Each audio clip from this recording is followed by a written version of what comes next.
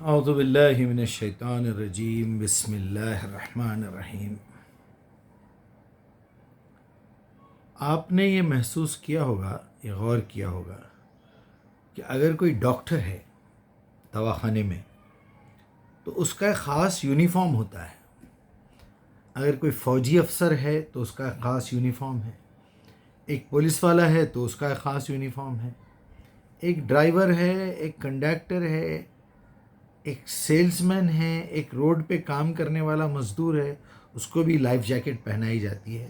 سر پہ ہیلمٹ ہوتی ہے۔ وکیل ہے تو کالا کوٹ پہنا ہوا ہے، جج ہے تو تھوڑا سا اس میں اختلاف ہے۔ غرض یہ کہ ہر ایک کے لیے یونیفارم کی ضرورت ہوتی ہے، ایک نشانی کی ضرورت پڑتی ہے کہ فلاں شخص یہ ہے۔ میں نے اکثر سنا ہے کہ بھئی اگر آپ مسلمان ہیں تو آپ کی نشانی، آپ کی پہچان کیا ہے؟ داڑھی ہونا چاہیے، سر پہ ٹوپی ہونا چاہیے، آپ دکھنے سے پتہ چلے کہ آپ مسلمان ہیں۔ میں نے اس پہ کافی غور کیا تو مجھے یہ اندازہ ہوا، کچھ چیزیں میرے ذہن میں آئی، وہ آپ کے ساتھ شیئر کر رہا ہوں۔ یہ جتنے یونیفارم والے لوگ ہیں جو ظاہری شکل و صورت سے اپنی پہچان بتانا چاہتے ہیں، ان کی سب سے پہلی وجہ یہ ہے کہ وہ ایک ٹائم لمٹ کے لیے اپنا حلیہ بیان کرتے ہیں۔ ٹائم لمٹ کے لیے، جب تک ڈاکٹر ڈیوٹی پہ ہے یونیفارم پہنے گا، جج اپنی ڈیوٹی پہ اپنا یونیفارم، وکیل کورٹ میں آنے کے بعد، کچرا صاف کرنے والا جب کچرا صاف کر رہا ہو، موری صاف کرنے والا جب۔ غرض یہ کہ ہر آدمی اپنی ٹائم لمٹ کے لیے اپنے آپ کو ظاہر کرتا ہے تاکہ لوگوں کو پتہ چلے کہ ایک ریسٹورنٹ میں چائے بنا کے لانے والا، چائے والا ویٹر، یہ ویٹر ہے۔ آپ ہر آدمی کو یہ نہیں بول سکتے چائے لے کے آؤ، ویٹر کا ایک یونیفارم ہوتا ہے، وہاں ریسٹورنٹ کا نام لکھا ہوتا ہے، آپ کو سمجھ آ جاتی ہے کہ یہ ویٹر ہے۔ اجنبی لوگوں کے لیے تو ٹھیک ہے، جب ویٹر ڈیوٹی سے اتر جائے، نرس ڈیوٹی سے اتر جائے، سسٹر ڈیوٹی سے اتر جائے، پائلٹ اپنی ڈیوٹی سے اتر جائے، ایئر ہوسٹس اپنی ڈیوٹی سے اتر جائے، تو اب اس کی کوئی پہچان نہیں ہے۔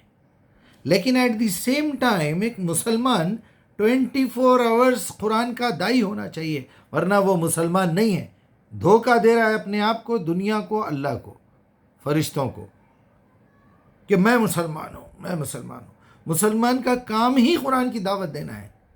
من احسن قولا ممن دعا الی اللہ وعمل صالحا قال اننی من المسلمین وکذالک جعلناکم امۃ وسطا، تم پوری امت کو میں نے بیچ میں کھڑا کر دیا ہے،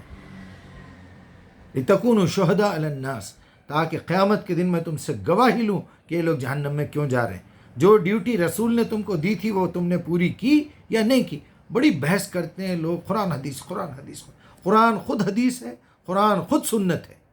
اس کے بعد جو کچھ ہے تاریخ ہے، ہسٹری ہے۔ ہمیں دیکھنا چاہیے، ہمیں پڑھنا چاہیے کہ اس عمل کو آپ صلی اللہ علیہ وسلم نے کس طرح کیا ہے۔ اس میں 50 جھگڑے، جاؤ پہلے اپنا منہ دھو کے آؤ اور پہلے یہ مسئلے حل کرو، نکال کے پھینکو اس میں کا کچرا، کوئی ایک ہی بات رکھو۔ اگر نماز کی بات ہو رہی تو نماز اس طرح پڑھی ہے نبی صلی اللہ علیہ وسلم نے، بس باقی کے جلا ڈالو سب، اختلاف کرنے کی ضرورت نہیں ہے۔ اس اختلاف کی وجہ سے امت بڑھ گئی، ہم کمزور ہو گئے، لوگ قرآن کو جلانے پہ آ گئے، ہماری بچیاں، ہمارے بچے ملحد ہو رہے ہیں، غیروں کے ساتھ شادی ہو رہی ہے۔ اللہ نے منع کیا کہ ایک مشرکہ ایک مشرک کے ساتھ، ایک زانیہ ایک زانی کے ساتھ، ایک کافر ایک کافرہ کے ساتھ، لیکن ایک مومن ایک مومنہ کے ساتھ، ایک مومنہ ایک مومن کے ساتھ ہی اس کا نکاح ہو سکتا ہے، باقی کے یہ رشتے حرام ہیں۔ ہم کو کوئی تمیز ہی نہیں ہے۔ حلیے کی جب بات آ رہی ہے تو حلیے کی ضرورت ان نالائقوں کو پڑتی ہے جو ٹیمپرری کام کرتے ہیں، جس کے سامنے کوئی اگر شخص آ جائے تو اس کو ٹیمپرری لعاب ڈالنا ہوتا ہے کہ میں پولیس والا ہوں، میں خاکی وردی والا ہوں، یہ ڈنڈا میرے ہاتھ میں ہے۔ تو بیسیکلی وہ خاکی وردی نہیں ہوتی، وہ پورے کا پورا قانون آپ کے سامنے ہوتا ہے۔ آپ پولیس والے کو اگر آن ڈیوٹی، آن یونیفارم اگر تھپڑ مار دیں تو پورے پولیس ڈپارٹمنٹ کے اوپر تھپڑ مارنے کے برابر ہے۔ یہاں تو داڑھی کے نام پہ، ٹوپی کے نام پہ اتنے اختلافات، اتنے خرافات، اتنی بے حیائیاں، تو آپ نے تو داڑھی اور ٹوپی کا نام ہی خراب کر دیا۔ ایک ایسی سنستھا، ایک ایسی گورنمنٹ، مسلم پرسنل لا، اوقاف، کوئی بھی آپ نام لے لیجئے، ایک ایسی ہمارے پاس ایسوسیشن ہونا چاہیے جہاں سے لوگوں کو ایک سرٹیفکیٹ دیا جائے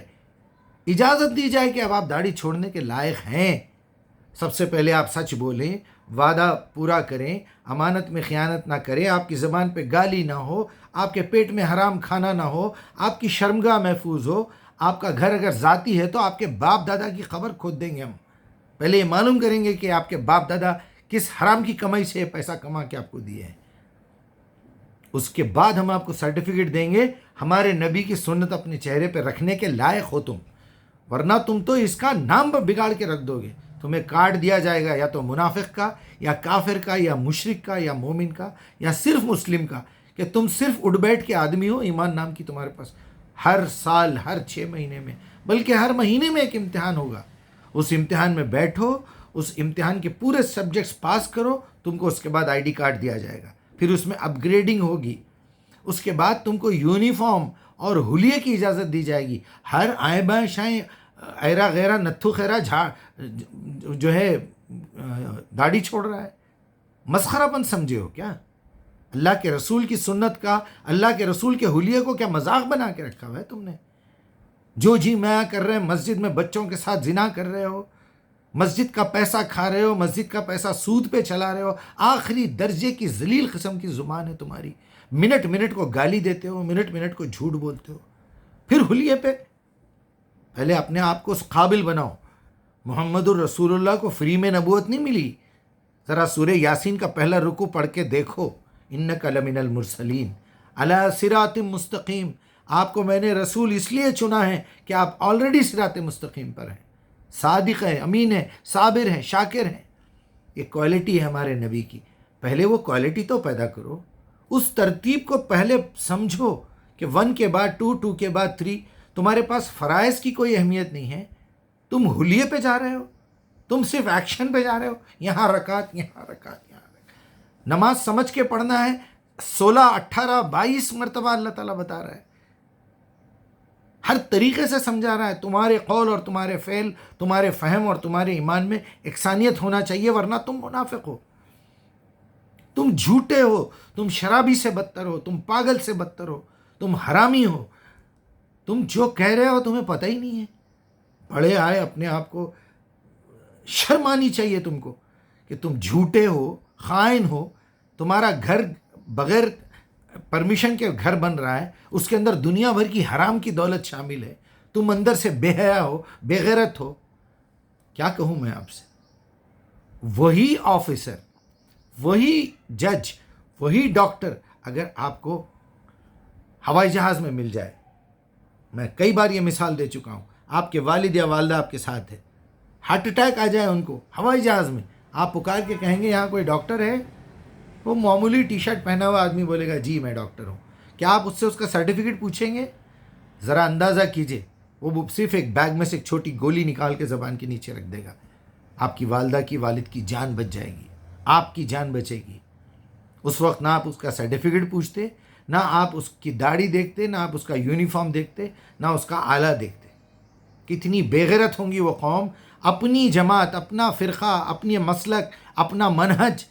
صرف الگ کرنے کے لیے آپ پہ الزامات لگاتے ہیں، آپ سے مدرسہ پوچھتے ہیں، تم کو کنٹینٹ دیکھنا چاہیے، جو شخص کنٹینٹ دیکھنے سے پہلے حلیہ دیکھے، سمجھ لیجئے آخری درجے کا نالائق، بیوقوف، گدھا، ذلیل، کمینہ، بے غیرت منافق ہے، وہ مشرک ہے، بیسیکلی نہ مسلمان ہے نہ مومن ہے۔ میں کیا کہوں آپ سے، ایک درد ہے ایک دل میں، ایک تکلیف ہے میرے دل میں کہ یہ قوم کدھر جا رہی ہے اور ہمارے بڑے ہم کو کس غلط ٹریک پہ ڈال کے چھوڑ رہے ہیں۔ قرآن کو بغیر سمجھے کے پڑھو گے تو گمراہ ہو جاؤ گے، قرآن پڑھو گے تو گمراہ ہو جاؤ گے، قرآن سمجھے تو گمراہ ہو جاؤ گے، یقیناً گمراہ ہو جائیں گے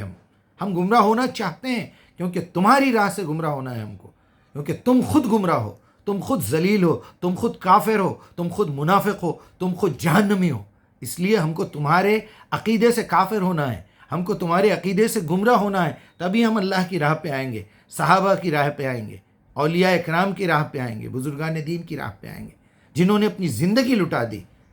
جنہوں نے اپنی خواہشات کو تج دیا، جنہوں نے اپنی دولت لٹا دی، جنہوں نے اپنا قیمتی وقت لوگوں کو دیا صرف یہ بتانے کے لیے کہ دیکھو یہ راستہ جہنم کا ہے، یہ راستہ جنت کا ہے، آ جاؤ میرے ساتھ اس پہ آؤ۔ میں کیا کہوں آپ سے، اللہ تعالیٰ سے یہی التجا کر سکتا ہوں کہ ہم کو محفوظ رکھے، بس۔ السلام علیکم۔